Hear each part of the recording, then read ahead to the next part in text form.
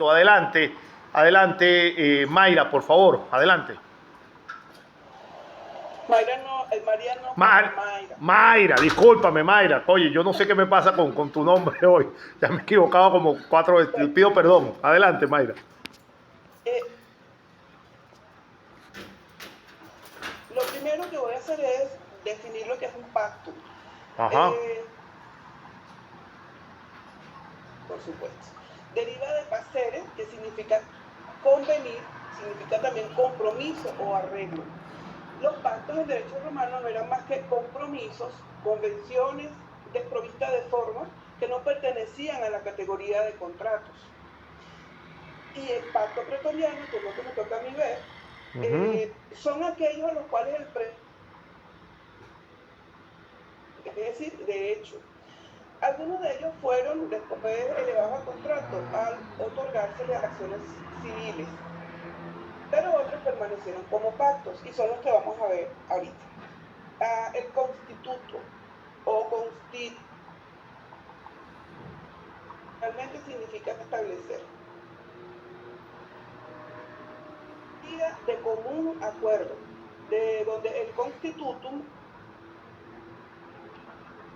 viene con otra en que si una deuda que ya existía, es decir, es como posponer la deuda.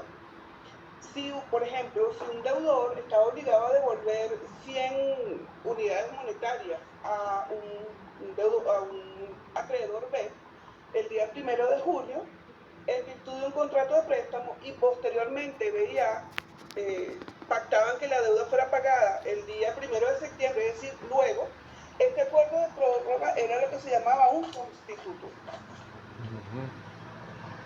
También me toca definir lo que es recepta, o lo que es lo mismo recepción, recibir, significa esta palabra. Y la responsabilidad resultante de esta recepta o este recibo deriva de la empresa asunción a través de una cláusula salvum fore recipere, que significa sería seguro recibirlo, sancionada con una acción de hecho por parte del pretor. El presupuesto de dicha acción descansa en la entrega de las cosas con la garantía de su devolución indemne y en el consiguiente no restituere, que se ha de entender como no restitución total, parcial o defectuosa. Es decir, la recepta no es más que la acción de recibir una cosa con el objeto de devolverla en las mismas condiciones. Eso lo vamos a ver más adelante porque hay unas recepciones o recepción de cosas que son personas y como son para varias personas, tienen un nombre para cada uno y un tratamiento diferente. Por ejemplo, el receptum arbitri era la aceptación hecha por una persona de actuar como árbitro en una controversia entre dos litigantes. Le encargaban tal misión. Una vez aceptado el arbitraje por parte del árbitro, si él no dirimía la controversia dentro del término fijado, el pretor podía obligarlo bajo amenaza de multas o embargo de determinados bienes para que cumpliera con su deber. También tenemos el receptum argentari. Bueno, argentari significa banqueros. El receptum deriva de recipere, que significa aceptar, cargarse de algo. Y argentarium, como ya les comenté, significa banquero romano. Y este receptum argentari era un pacto por el que un banquero se comprometía a pagar la deuda de su cliente. En estos supuestos, el pretor concedía una acción especial al acreedor contra el banquero para obligarle al pago. La deuda podía consistir en dinero o en otra cosa fungible y no era necesario que preexistiera como el constitutum. No te preocupes, que a mí me cuesta mucho a veces también O pronunciar. definir receptum nauturum, cauponum y satagularium. El profesor los colocó separados, pero realmente son como los mismos principios que rigen estos. Y lo voy a hacer a través de un ejemplo. En la antigua Roma, o en la antigüedad, las personas que debían realizar un viaje por tierra o por agua corrían una serie de riesgos. Si tenían que atravesar una ciudad, ya sea a caballo o en un carruaje, la travesía abarcaba más de una jornada, por lo que se veían obligados a pasar la noche en un albergue y sus bienes, tanto los que llevaban consigo como también el vehículo y los caballos, eran guardados en una caballeriza, corriendo además grandes riesgos. Con más razón, quienes debían efectuar un viaje en una nave corrían el peligro de la seguridad de los bienes transportados en ella. Por ello, el derecho romano reguló la responsabilidad de los caupones, stabulari y nautas. Y entonces el pretor, en vista de todo esto, procedió a proteger a los viajeros, concediéndole acciones que se dirigían contra los dueños de posadas, caballerizas y navíos. Eso es lo que significa nautaurum, cauponum y satabularium, que son los dueños de posadas, los caballerizos, los dueños de caballerizas y los de navío. Entonces, estos no solamente respondían por los hechos propios, sino también por sus empleados. Es decir, si yo tengo 10 personas que trabajan en la caballeriza y se dañó un carruaje, yo debo responder por mis empleados, ¿sí? Ante la persona que me dio sus bienes para que yo los custodiara. Entonces sobre ellos pesó una responsabilidad más acentuada, ya que se celebraba un pacto expreso, aunque no formal, obviamente. Y esto es lo que se conoce con el nombre de receptum res salva fores. El caballeriz, el dueño de la posada, el dueño de la caballeriza y del navío debían hacerse responsables por la cosa entregada, o sea, por lo que ellos estaban custodiando o lo que los viajeros le daban a ellos para que lo custodiaran. Un poquito para resumir entonces el ejemplo, el derecho romano consagró la responsabilidad de los dueños de posadas, establos o navíos cuando por su culpa o de sus dependientes se hubiera cometido un daño a las mercaderías dejadas en esos lugares. Así surgió el pacto de recepta nauturum, cauponum y stabularium. En un primer momento, a los damnificados se les concedió la actio locati, la actividad del inquilino, o la actio conducti, y de actividad, o en su defecto, si el transporte era gratuito, la actio deposito. Pero las mismas resultaban insuficientes. Entonces, al final del tema, lo que quiere decir esto, que esto es un pacto no escrito, lo último contra los dueños de caballeriza, de naves y era que tenían que entregar un caballo, todo en buenas condiciones a su dueño o a la persona que se lo dio, se lo entregó.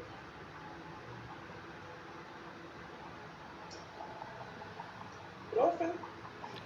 Sí, te estoy escuchando, te falta la hipoteca. Ah, perdón. Ajá. Y de la hipoteca, es una figura, profesor, ¿qué significa pignus? El pignus, sí, el pignus es la figura, ¿se acuerda que se los comentaba en estos días? En cuanto le estabas dando la clase de el último día que nos reunimos, le estabas diciendo que el pignus significa la entrega de la prenda, ¿te acuerdas? Que estábamos hablando de eso. Pignus significaba en latín el acto de la entrega de la prenda. Eso es lo que significa el pignus, pues entregar la cosa. Eso es lo que significa el pignus. ¿Me escuchaste? Bueno, entonces la hipoteca se basa precisamente en esto. No se perfecciona el hecho entregando la cosa, o sea, se hace, digamos, la figura es una modalidad de pignus, en la que las partes difieren el desplazamiento hasta el momento en que la obligación garantizada... Por supuesto, un segundito, por supuesto, ahí, ya, un segundito. Por supuesto, ahí mismo nos estás diciendo que en la hipoteca no se entrega directamente la cosa, sino que se reserva para otro momento, porque no se entrega la cosa, sino que se queda en reserva, en resguardo del cumplimiento de la obligación. Sigue adelante. Por eso es que el PIGNUS no se entrega. Claro. Si se incumple la obligación, se entrega la cosa. Claro. Si se cumple, pues no pasa nada. Ajá. Esto quiere decir que en el momento de garantizar la obligación no existirá transmisión del bien garantizado, sino que solamente el caso de incumplimiento por parte del deudor. El acreedor podrá recibir la posesión del mismo. La jurisprudencia romana admitía el PIGNUS como una garantía real en que la transmisión de la posesión puede ser inmediata, es decir, en el momento de la constitución de la garantía, o diferida, en la que se transfiere el bien solo en caso de incumplimiento. Ahora sí, profesor. No, sí, perfectamente, está bien. Gracias, Mayra, por tu participación. Y Mayra, lo dije bien, Mayra, lo dije bien. Sí. Gracias por tu participación. Y yo no sé cómo ustedes no escuchan la terrible tormenta que está cayendo aquí, unos rayos que se iluminan verdaderamente. Así que quiero que no... no quiero llamar los males augurios y por favor, Karen, adelante. Nos toca el juramento con Karen, por favor. Que no te veo en pantalla, pero dice que estás aquí. Adelante, Karen. Yo no te veo aquí en pantalla. Inclusive le pregunté y me dijo que estaba aquí. Se lo juro, le acabo de preguntar por el grupo y me dijo que estaba, pero yo no la veo aquí. Sí, efectivamente, yo no la estoy viendo aquí. Ella me acaba de contestar que estaba aquí. Sí, profe, sí parece que entró y salió.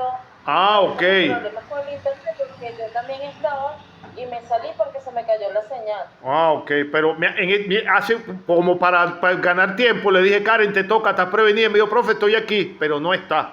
Entonces pasemos para no perder tiempo en este momento. Vamos a ver quién me toca según mi lista, por favor. A ver, que esté presente mientras Karen se incorpora. Déjenme un segundo que estoy viendo el teléfono. A mí no me gusta ver para ningún lado, porque entonces no les veo la cara a ustedes o desvío la mirada, pero lamentablemente estoy en mi teléfono ahorita buscando. Sí, Karen me dijo que estaba aquí, no la veo. Nos toca entonces nuestro compañero Diego. Adelante, Diego, si me estás escuchando, háblanos de los contratos verbis. Karen Katiuska, no llegó Karen, sí, Karen está ahí. Adelante, Karen, ya disculpa, Diego. Hola, Karen, ¿cómo estás tú? Adelante con tu punto, Karen, por favor. Juramento, pactos adjecticios, incontinenti y estirvalo y contratos formales y el nexo. Ajá, adelante.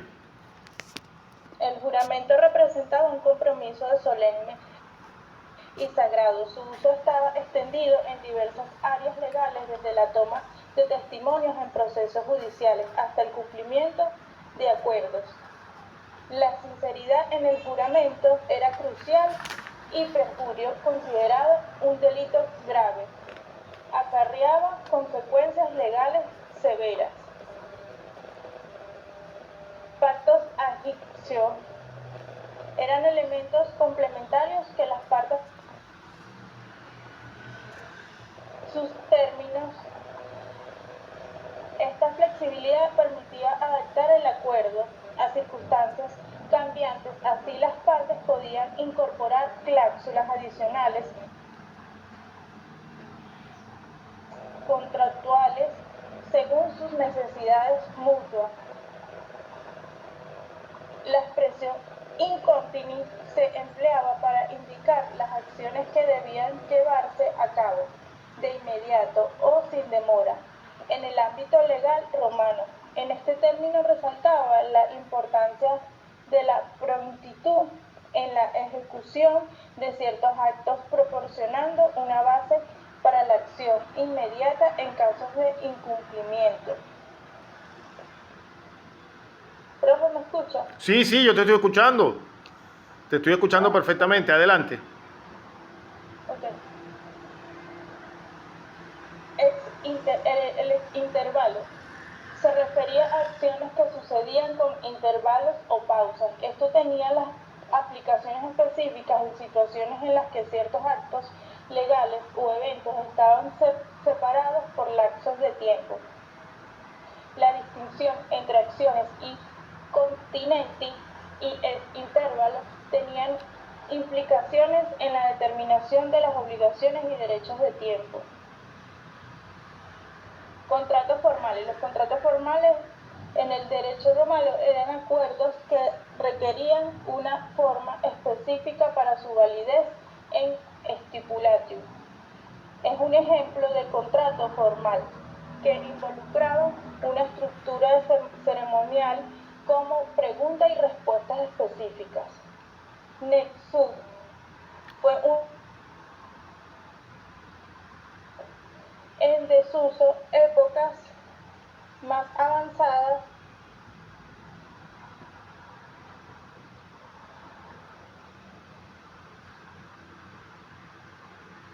Se nos fue Karen. O ustedes las escuchan, yo no la escucho. Yo creo que se nos fue Karen. ¿Se desconectó?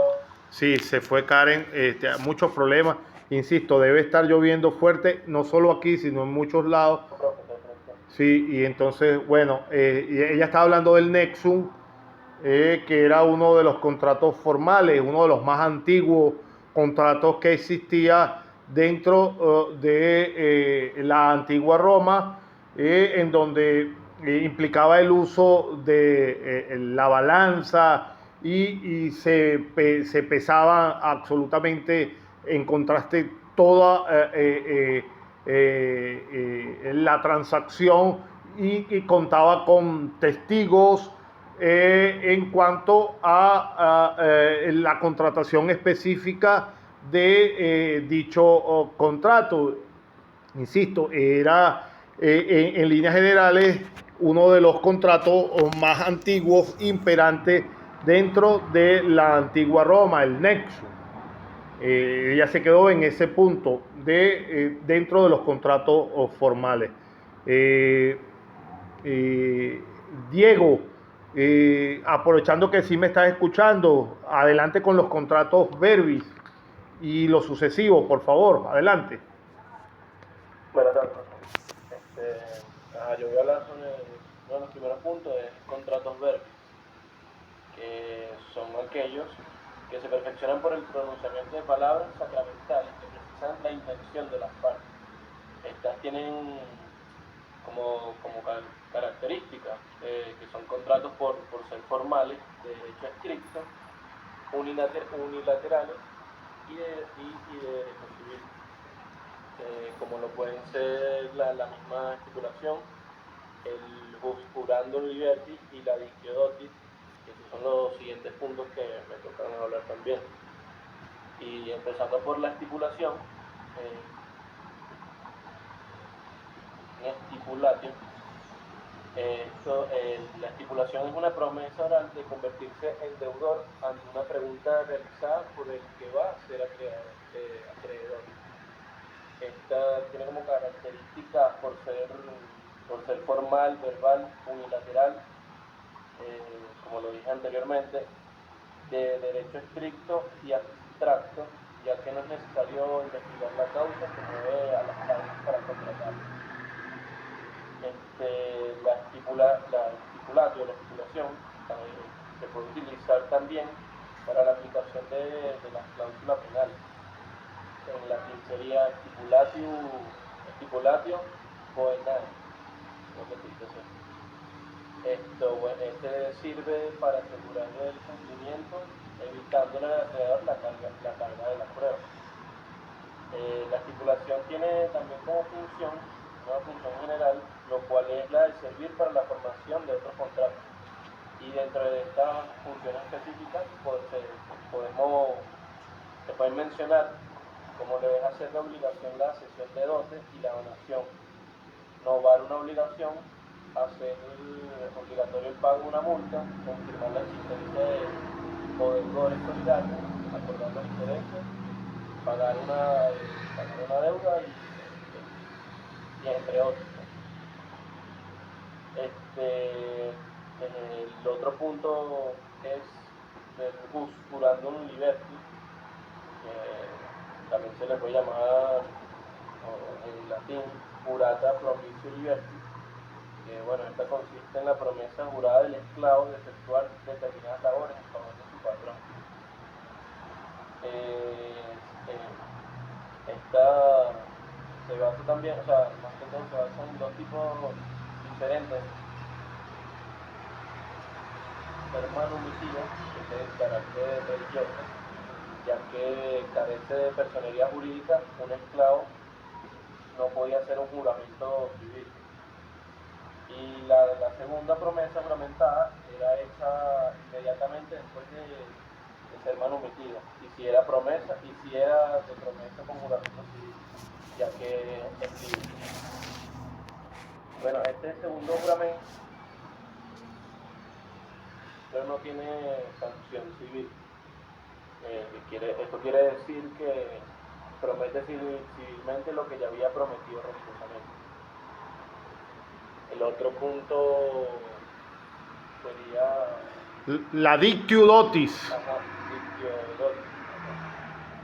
Bueno, este contrato consiste en una promesa hecha al prometido o a su pater familiar por la mujer prometida, por su pater o por un deudor de la mujer, especificando cuál sería el quantum de la dosis. Aquí se habla también de la promesa de dosis, que también se puede efectuar por una estipulación o una estipulación en latín. Y esta promesa se denomina promisio dosis, que se refiere donde se cumplía el ritual de la pregunta y respuesta, o sea, lo que era habitual, lo que sería hacerlo de pregunta y respuesta. Y esta podía ser realizada o efectuada por un tercero. Como último punto es ¿Qué pasaba, Diego? ¿Qué pasaba si no se cumplía la promesa en la dictio dotis? ¿No lograste investigar? ¿Qué pasaba cuando no se cumplía con la promesa en la dictio dotis? creo que había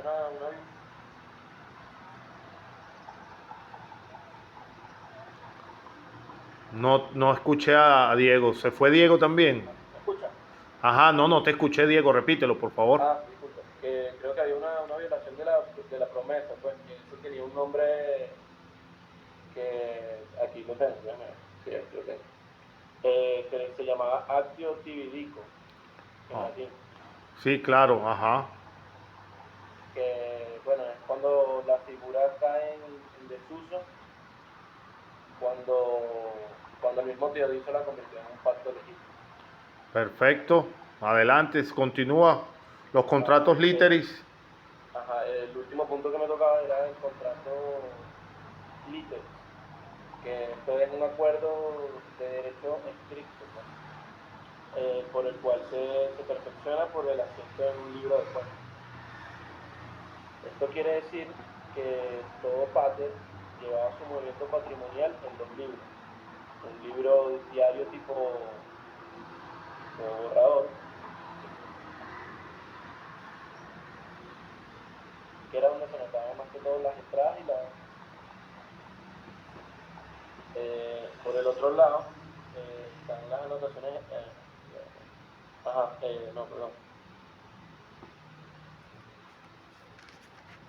Un libro llamado en latín Codex Accepti Expensi,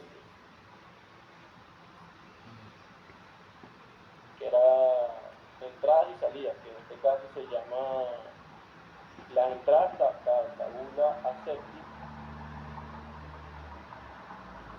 tabula expensi.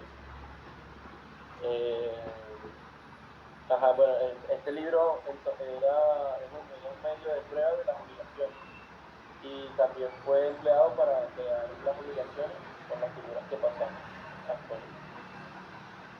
Eso eran todos mis puntos. Bien. Gracias, Diego. Luis no acudió a la clase. Esa parte de Luis la comentaré yo posteriormente. Me interesa la presencia de, creo que está aquí, si la veo, Yulimar. Yulimar, ¿te volviste a conectar o te me fuiste? Sí, Yulimar creo que se fue. Vamos a aprovechar a Joelis que todavía está aquí. Joelis, adelante. Vamos con tus puntos, el contrato innominado. Adelante, Joelis, que todavía te veo en comunicación. Joelis, por favor. Los contratos innominados, su clasificación y efectos. ¿Me escuchas, Joelis? Sí, profesor. Adelante. Los contratos Ya, un momento.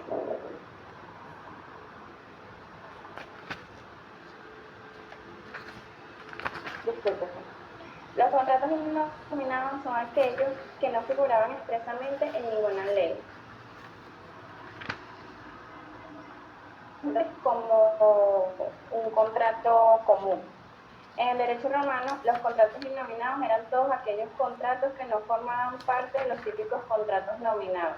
Este tipo de contrato apareció con el reconocimiento de algunas determinaciones que no se encontraban. Los contratos innominados son figuras que se encuentran completamente separadas de los contratos comunes y en atención a su naturaleza se pueden agrupar o clasificar en cuatro diferentes, que son do, ut, de, que si lo traducimos significa doy para que es. Este es un tipo de contrato que se presenta cuando las prestaciones de las partes interesadas consisten en dar alguna cosa. O sea, ambas partes dan algo a cambio. La segunda clasificación es do ut facias, que traducido es doy para que hagas. En este tipo de contrato, una de las partes intervinientes se compromete a dar una cosa y la otra está comprometida a prestar su servicio. Tenemos también facio ut des, que significa hago para que des. Es prácticamente lo mismo que el anterior si lo observamos en sentido contrario. Pues aquí una de las partes interesadas presta sus servicios para que otra parte dé alguna cosa a cambio. Y por último tenemos facio ut facias, que traducido significa hago para que hagas. En este tipo de contratos ambas partes se comprometen a intercambiar sus servicios. También podemos mencionar como una de las formas más frecuentes en contratos innominados el permutatio o permuta. Este es un tipo de contrato que se caracteriza por el hecho de que una de las partes le transfiere la propiedad de una cosa a la otra parte, con el fin de que éste le transfiera la propiedad de otra. Si lo observamos desde el punto de la clasificación anterior, este podría formar parte de la clase do ut des o doy para que des. También tenemos aestimatum o contratos escritos. Este era un tipo de contrato en el cual el propietario de una cosa le hacía entrega de ella a otra persona con la finalidad de que ésta fuera vendida. En el caso de que la venta fuera concretada, la persona tenía la obligación de entregar el precio de la venta o el monto de la venta al propietario. Y en caso contrario, en que la venta no se hubiese concretado, tenía la obligación de devolver la cosa al dueño. Si lo observamos en la clasificación que mencioné al principio, podríamos decir que este tipo de contrato sería el doy para que hagas.